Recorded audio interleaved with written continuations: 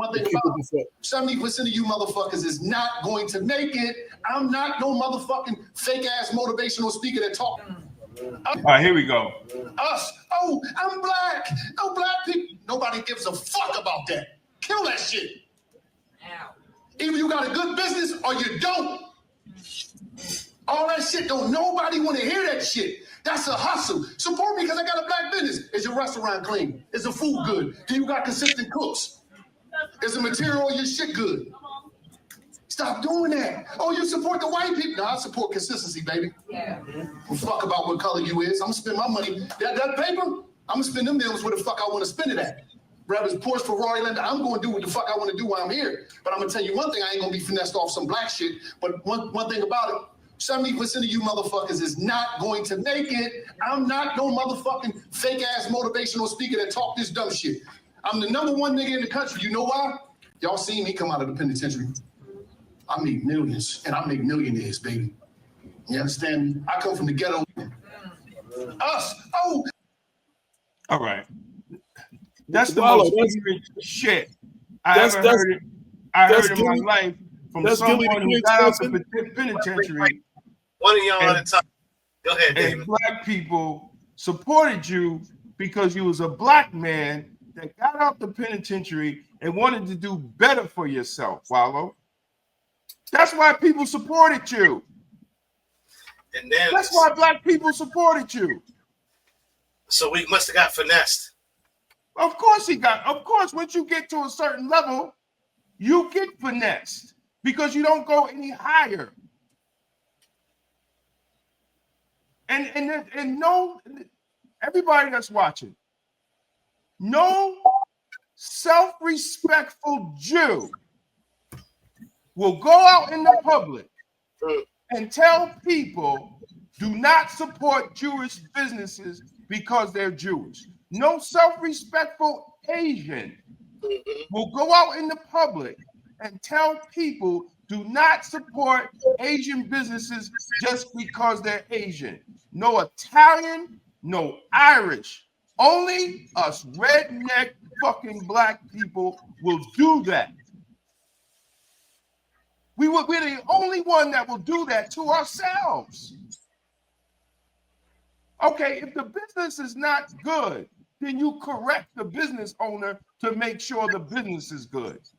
Right. If the service is bad, you talk to the owner on your grievances about the service. That's what Jewish people do. They critique each other to make sure that business is up. Each other.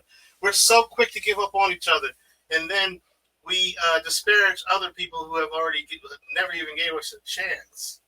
So, exactly. People never gave us a chance, but we're so quick to give up on each other.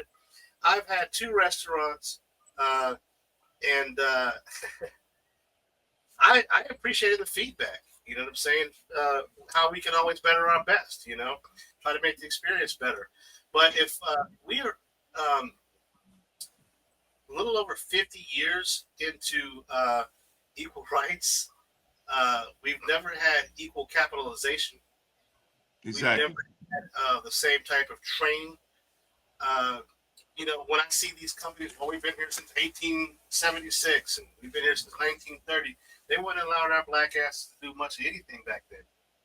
Okay, if the few brothers who did have their own businesses were in the black community, and there was no choice as to whether they would be supported or not, because we didn't have the opportunity to go and carry out dollars into other communities to support them. But we say stuff like that, and there's always some ignorant person out in the crowd. Yeah, go ahead, Wallo. Yeah, you ain't really thought about none of that critically. We equate wealth with intelligence in our community. Exactly. As long as you got, you're an intelligent person. And some of the richest people that I know are the biggest fools. Wallo don't even really know how to really truly explain how he became wealthy. Does it? He was picked. He didn't earn that entirely. Because they only pick certain people who represent a certain genre of a certain amount of ignorance to allow to get to certain statuses. As long as they will go along and get along. It's why Jay-Z was sitting at the table for the NFL as opposed to Colin Kaepernick. That's right. Seriously.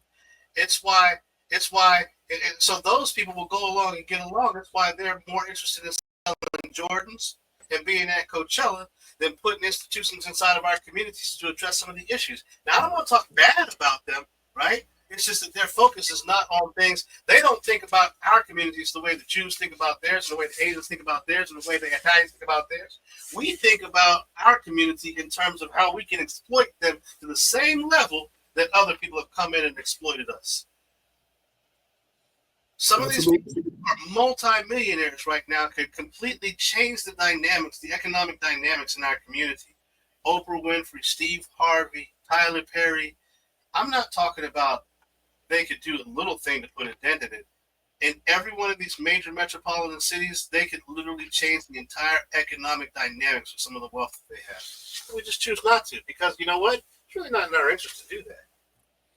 You know, the other thing is we give more grace to a white business than we do to our own business. Yeah. Exactly. Like, what you said, we should pull the person to the side. We're more likely to do that to a white business, to talk about how we've been wronged and how they, need to treat us better, and pull that to the side and say that, but we'll publicly discredit our own businesses for clickbait on social media. Yeah. You know what I'm saying? And gain followers, and that whole thing. You remember that movie? Remember the movie? Remember American Gangster, and Denzel was playing Frank Lucas, and he said to his brother, he said, the loudest one in the room is usually the weakest person. That's right. Like, you know what I'm saying? So like, we think because you're making a lot of noise and ain't saying nothing, like, we lift you up as a leader or an advocate or an activist without understanding what those words mean.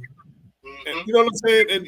And some people have done some things. Like I was reading up on this dude. Yeah, so he was involved in some stuff, the Reform Alliance and other things like that. But now he's a motivational speaker, including 3 TEDx speak talks, and it's just like we get to a certain place and we forget where we came from. Those are the same black people that climb the ladder and then pull the ladder up. So nobody behind them could climb it at the same time. Absolutely. When I heard the comments, I was like, man, come on, man. And no, like you said, David, no self-respecting Jewish person, Asian person, Italian person would say some foolishness like that. Not publicly. They may, as a community, pull the person to the side, but they would publicly do that on social media. Yeah, that's why I say there's place and space for conversations that we need to have, that we absolutely must have, that are nobody else's business. When I tune up my family, I'm not inviting the public into that stuff. I want to tell my son and daughter, this is what's going on, this is what I think. I'm not inviting. The same thing needs to happen inside of our communities. But like you said, for clickbait or for, I'm hoping that wasn't planned for him to be video recorded like that. Maybe he was thinking that he was in a private setting. He probably didn't know somebody was video recording. Yeah. You know what? But when you live in that life, get that you were supposed to be an influencer. You get caught up when you live in that life, you an influencer. You live in that. You always, everything you do is being recorded. Well, other people are recording it. Everything you do is being recorded. Yeah. Like that's the purpose of the whole influence life. Like record everything. Everybody's recording you. So every statement is supposed to be some powerful, impactful statement. Catch this. Like it's getting to be some brand new, Well, he said he wasn't a motivational speaker. So what are you? Right. Because that wasn't motivating for any black business person. Wait, other he than said the he's not a redneck black motivation person that's going to rely, huh? He said he's not a motivational speaker? Yeah, that's what he said in the speaker. I'm not a motivational speaker. Okay, but in his bio, I'm stopping you because in his bio, it has him listed as a motivational speaker, which include 3-time TEDx speaker. Well, he said, he don't know. See. That's why I was asking you, did he say that? Because that's not what his bio said. We can play it again. No. We don't even need to get that. But the whole thing is, you like anything like that will discourage young Black people to have businesses. Right. Or to go, or it also, it plays on the disunity in the Black community where we don't have cooperative economics. That's right. Every other community has cooperative economics. Wallo, what are you talking about? See, you got big on going to events with your boys that were already famous, and people started watching you, which gave you a platform. Black people, not white people. It was black. It was Black people that gave you the platform that you're able to go and talk and do TED Talks. And do TED Talks, which grew your crowd. Now all of a sudden, don't support Black people because they're Black. We supported your criminal ass when you got out of jail. I didn't want to say it, but yeah, before When he you got got out of jail, we supported your criminal ass. Yeah, before at 17, he was arrested and convicted for armed robbery, resulting in a 20-year prison sentence. He served his time in Pennsylvania Department of Correction. After he got released, he started to build a social media following with street interviews, and then he co-created the podcast $1 Million Worth of Game with his cousin Gilly the Kid in 2019. Well, because when he got out, Gilly was already famous. Right, Gilly was already famous, right? And that made, and him being out there at events and all that, people started following him because of Gilly, but they gave your criminal ass a shot. And now all of a sudden, don't support Black businesses because they're Black. We supported you because you were Black. we must have been finessed with that Black shit. We must have been finessed because that's what he said. Finesse. Because when you get to a certain level, Yeah. right? Yeah. And I said it even with when they got mad at Nelly and Snoop for playing in DC, right? When you're rich and poor, it's the culture. Right.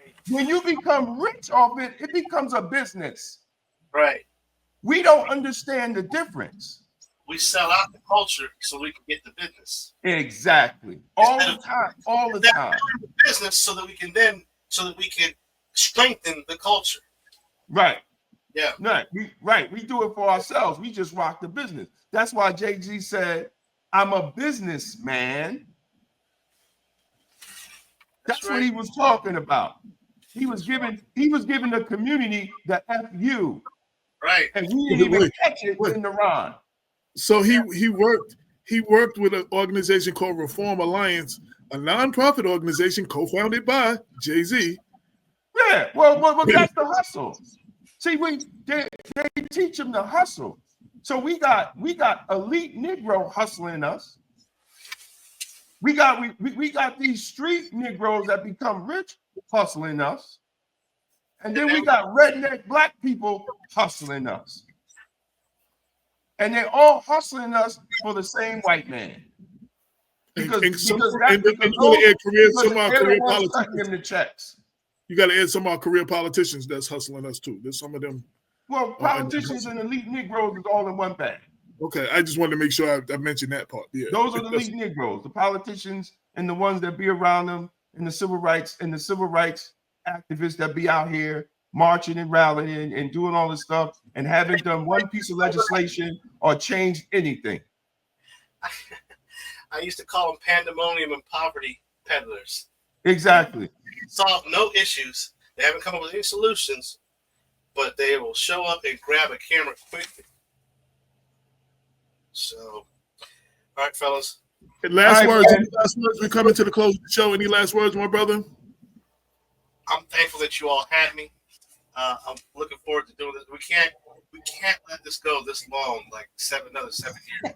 Absolutely not. Yeah, we can. Yo, you're always welcome, brother. You always welcome. It's an open door, especially if you have something. If you particularly have something that you want to address or something, please hit us. I mean, just open door. You have an open door, brother. Man, I appreciate that, fellas. Really, I do. And I'm thankful for the relationship that we built throughout the years. You know, it's not always I'm not always banging down your door and this, that, and the other, but anytime I can get a conversation with some intelligent brothers, I really, really appreciate this. And opportunity to educate our culture and our community and do it in a real way. This is a place where I don't have to be entirely politically correct. Exactly. Right. Absolutely not. But Nah, not at all. And I appreciate you breaking this down from a legal perspective that we couldn't bring. You brought that aspect to it for our audience, breaking it down as an attorney and what these things mean legally and the whole legal process. You broke that down in a way that I think was very important on both topics. Thank you so much for having me, fellas. Thank you. Thank you, brother. Thank you, brother. All right, man. Have a good one. All right, talk to you later. Yes, sir. Peace. Yeah, so I'm gonna give you the last words on what shows we got coming up, and we out of here. Yeah, well, we got I really don't have no guests on Money Mondays, but I'll probably just write something to discuss. I might talk about Wallo. Because as far as black businesses and why we should not listen to ignorance like that. I probably will. And then I talked to Tasha. I don't even think she's gonna have a show tomorrow. But on Tuesday is Balling with the Budget. All the dope sense. Wednesday is Wellness Wednesday. Thursday is Motivational Thursdays. And Friday is the Morning Tea Week in Review. And want to thank everybody for rocking with us. And I hope you gain something and understand that this show that we're talking about, the alleged investigation on Tish James, is not saying that she's guilty. We're just talking the facts as it is brought. And listen, I know people that went through cases like that, and I don't wish that on anybody. Absolutely not. No. I don't wish it. I don't wish it on anybody. And but when you play, and I keep saying it, there's no God in politics.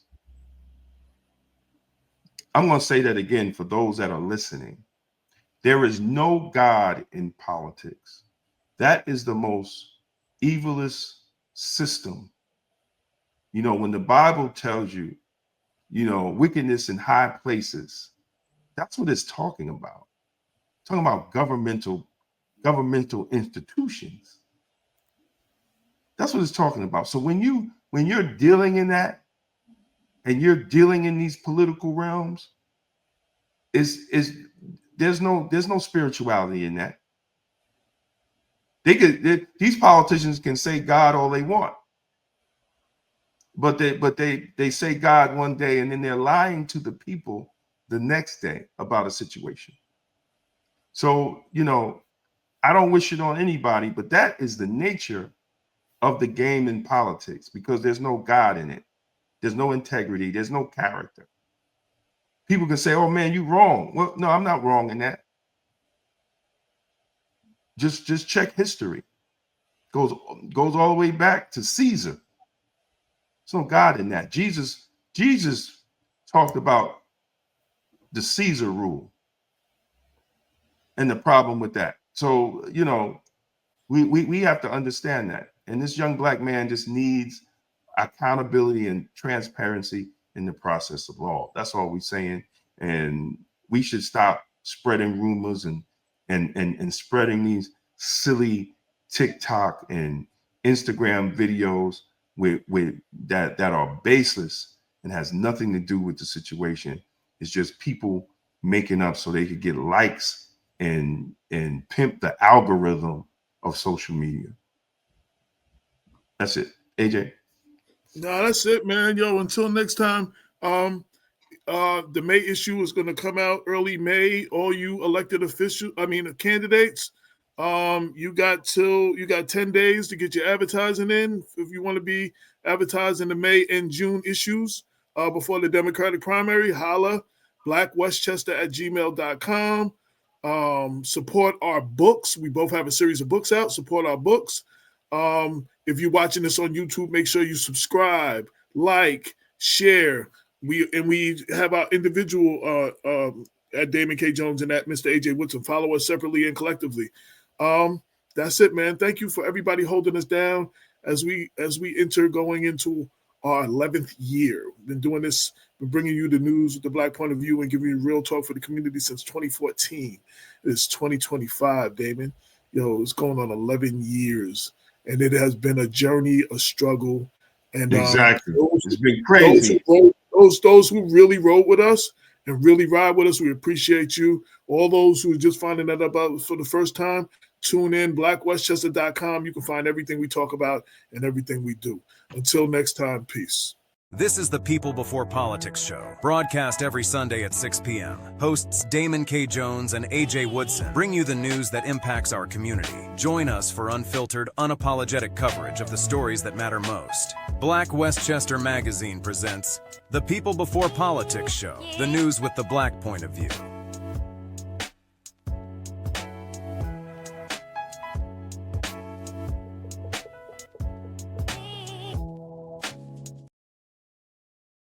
Please don't forget to like and subscribe. Black Westchester Magazine, it's the news with the Black point of view.